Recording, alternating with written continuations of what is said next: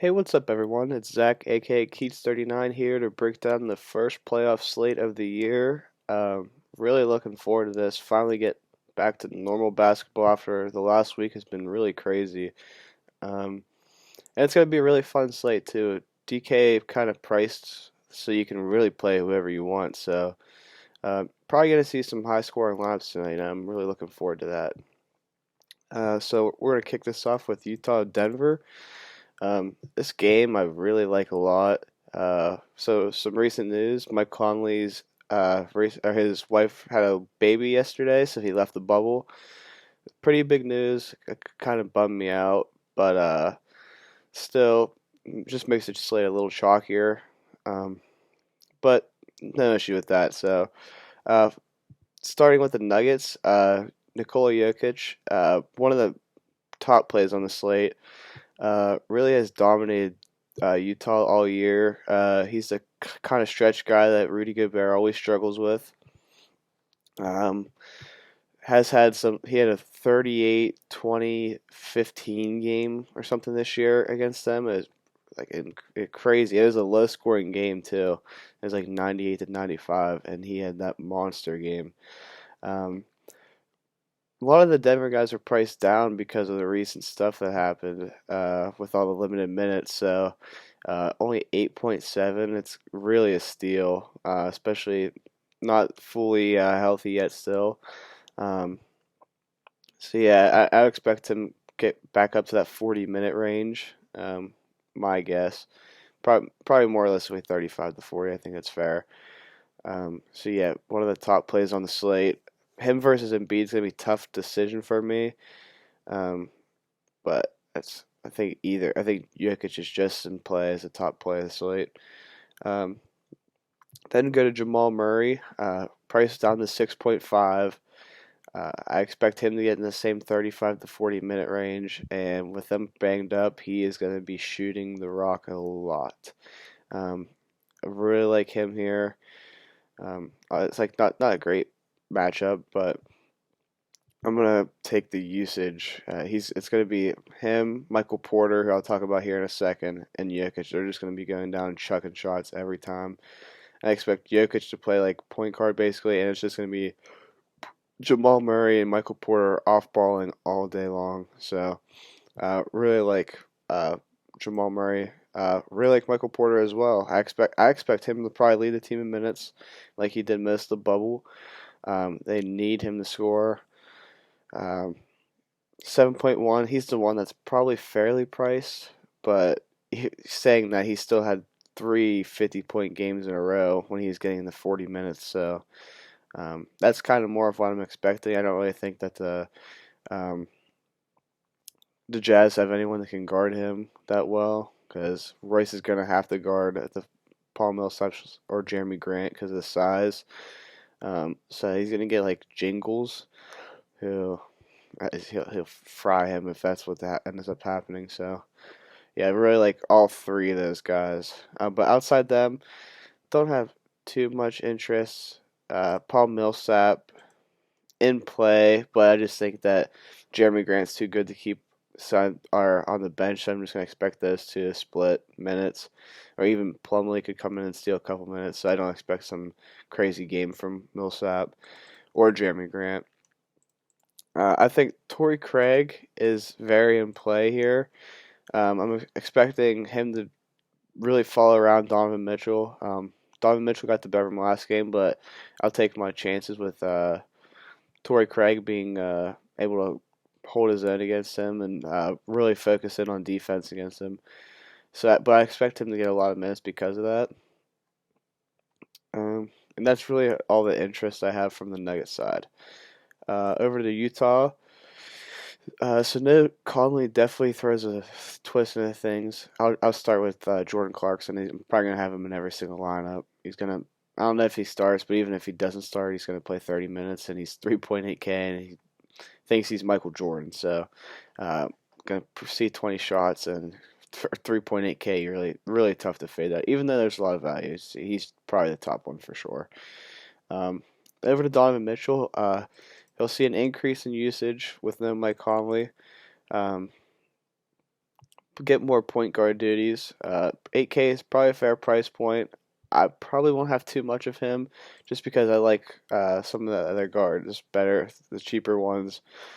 I think that guards where I'm going to be paying down a little more. Not paying down, but I have a couple of pay downs like Clarkson, uh, or even like going down that mid tier with like Jamal Murray's and stuff. So probably won't have too much, but his upside is definitely the highest of honestly probably any guard not named Luka Doncic. So definitely have interest.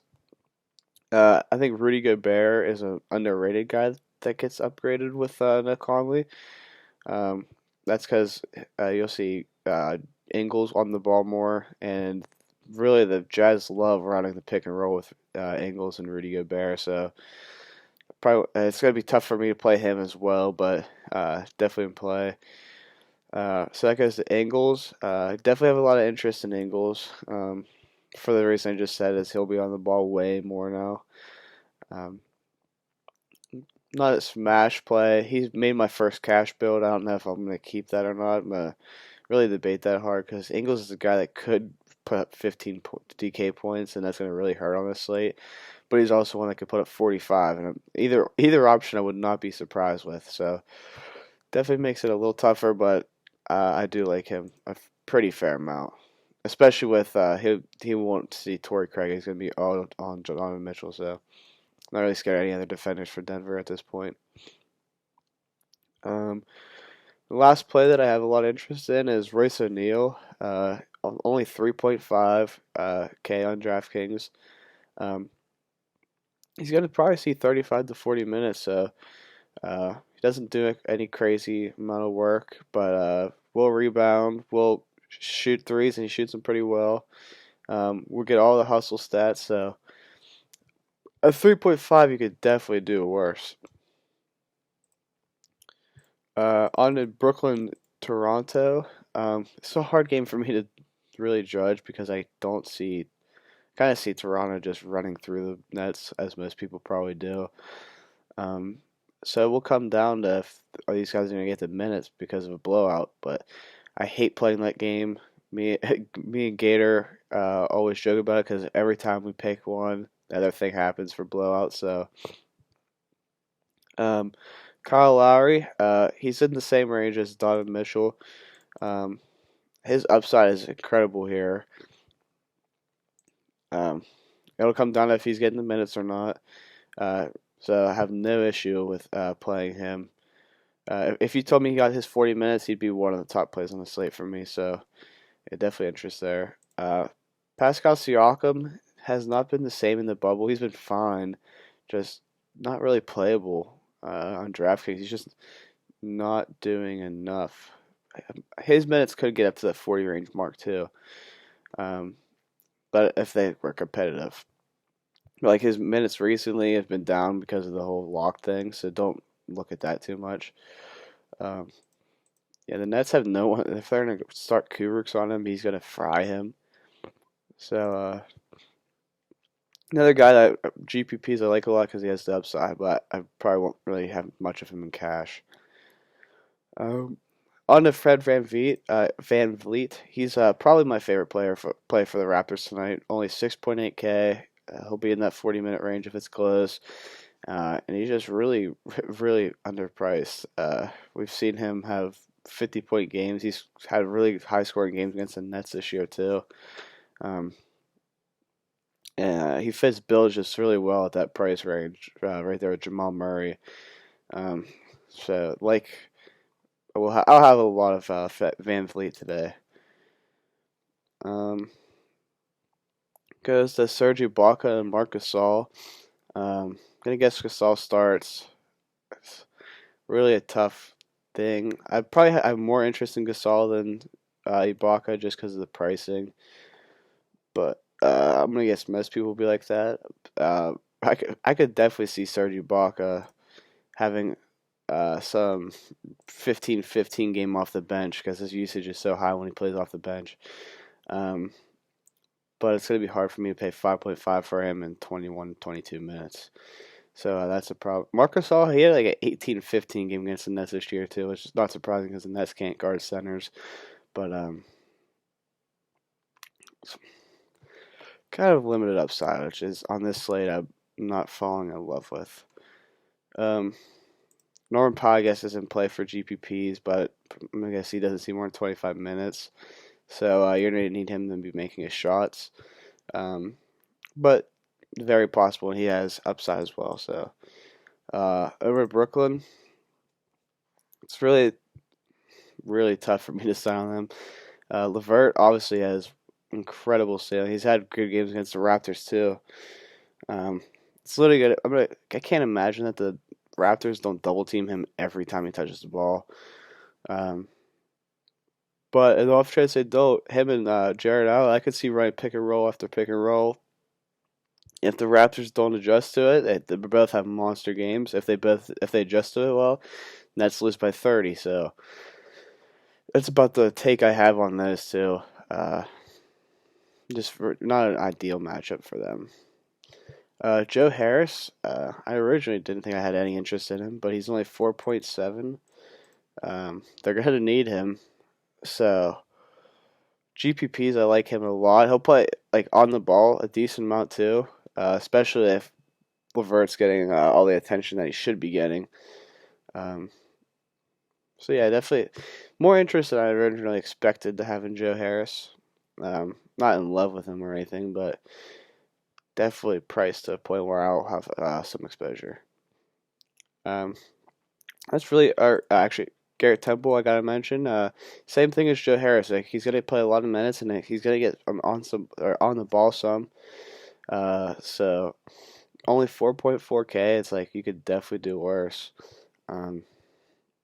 Like I'd probably prefer to go these two than the top two on the Nets, just because if it does blow out, they won't completely kill you.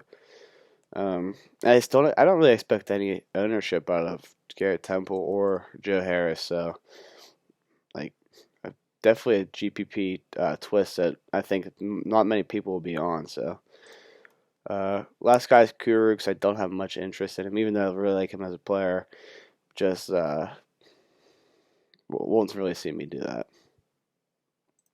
Other value that I just think is way better. He's gonna have to guard Siakam. It's just not gonna be a fun day for him. On to Philly, Boston.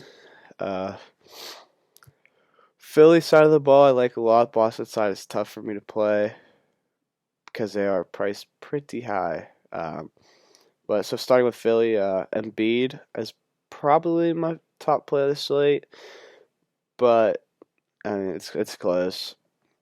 But Boston is nobody that can guard him.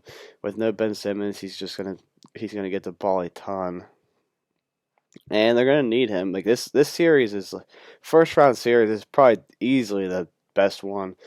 It sucks that losing Ben Simmons definitely hurts.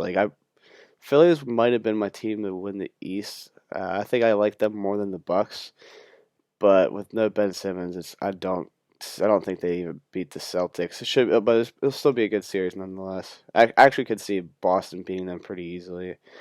That really sucks for Philly, but next we have Tobias Harris. I really like him a lot. Under 8K with no Ben Simmons, he's gonna play a lot of minutes. They're gonna need him to really do score. They're gonna really need him and Joe Embiid to carry the load.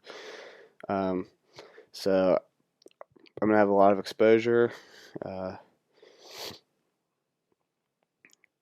On to Al Horford. I probably won't have much of him. A little mini revenge, but nothing like to get you excited for. 6.8. It'll be tough to play him. I'd rather just get up to Tobias, but he does always have like triple double upside. When his 3-point shots going, it's like he really could put together some nice stat lines, but it also depends how the Boston plays him.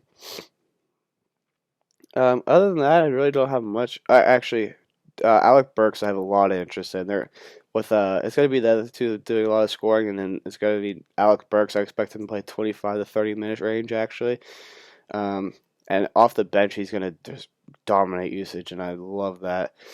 Price under 4K. You've seen how good he's been since Ben Simmons got hurt. I think this is definitely a misprice. Like if he's 5K, I'd probably have no interest. And at 4K, I'm gonna be one of my highest end players. So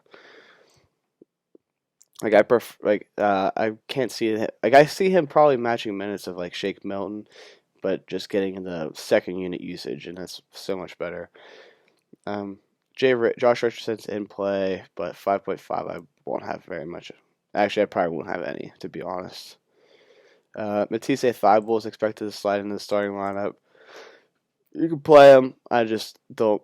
His 3-point shot has to be good, and he has to be getting his defensive stats. It's just tough. I'd rather play one of the other guys down there. Play. Can't believe I forgot to mention this one. Play for Toronto that I miss is OG Anunoby. Only 3.5K. Expect solid minutes.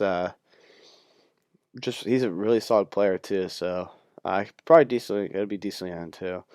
Yeah, I gotta make sure I get that one in there because I do like him a decent amount today. Over to the Boston side. This probably I honestly don't know if I have any exposure to any of these guys. Kemba Walker off some just because he's mispriced, but it's like I like all of them. I don't think it's a bad matchup for them. It's just like 8.5 for Tatum, 7.4 for Brown, 7.3 for Hayward. It's going to be really tough for me to fit these guys in.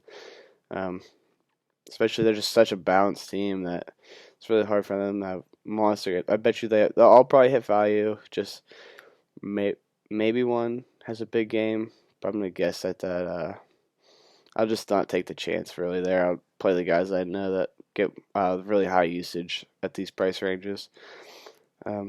Yeah, it's.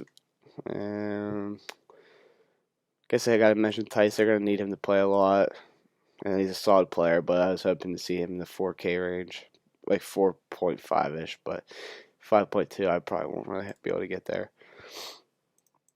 And finally, on to Dallas versus LA. It'll be interesting to see how they go at Luka Doncic today. 11K, that's like definitely a very tempting price. Like he has 90-point upside, as we've recently seen him put up that many. It's just really a tough matchup going against Paul George and Kawhi Leonard. But it is Luka Doncic, and he's got to get all the usage in a lot of minutes. So definitely have some. Same goes with Porzingis. I actually like Porzingis more. They have nowhere that can guard him. So how did they do in the recent game? Yeah, 51 DK points last time when they played in the bubble, and they played like actual game. Luka at 43, so yeah, that makes sense. So it's gonna be, Luka gonna struggle to play. Luka or Kristaps will have a lot of interest in. I don't know if he's gonna fit my build, but because I'd rather play Jokic and Embiid, but I would not be surprised to see some 60-point game from Kristaps. Like he should probably be a 9 to 9.5K player. So definitely gonna try to fit him in some builds. Other than that, I don't have Seth Curry. I've actually only 3.7. Definitely a lot of interest there. He'll be right in that Alec Burks. He's probably a safer play than Alec Burks. I prefer Alec Burks, but this price was definitely wrong. So he probably gets around that 20 DK point range, and so I'm fine with that. But that's all the interest I have for Dallas. Clippers, I really don't have much. Like Montrez expected to play today.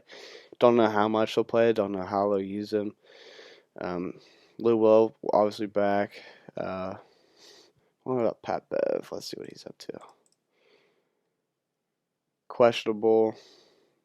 So it's Kawhi 9.8. He probably gets to 50 DK points, but in this offense, I just struggle to pay that much for him. Just doesn't seem like he has he doesn't have like the Luka Doncic or Joel Embiid peripherals, so I don't have much. Paul George 8.1 is a fair price, but the same thing is like he'll get to the 40 points, and I don't know how much more he'll be able to get than that. But definitely interest in both. Just don't know if I play them like over Tobias. Lou Will, I don't really have any interest at 6K. Obviously, he could score or definitely perform that well. Just, I mean, like, I'm not playing him over Jamal Murray or Fred VanVleet or any of those value guys. So it's like he just doesn't fit builds. Montrez, I can't really play him because don't know what to expect. But so him being back, or Marcus Morris, I have interest in because he's priced low. But it's like he's been priced like this, and even when these guys weren't playing, he wasn't really doing much. Like he's getting the 25 DK points when Kawhi or Paul George missed. It's like them healthy, I just really don't see the upside. Zubac, I guess, has upside more so if Montrez actually doesn't play.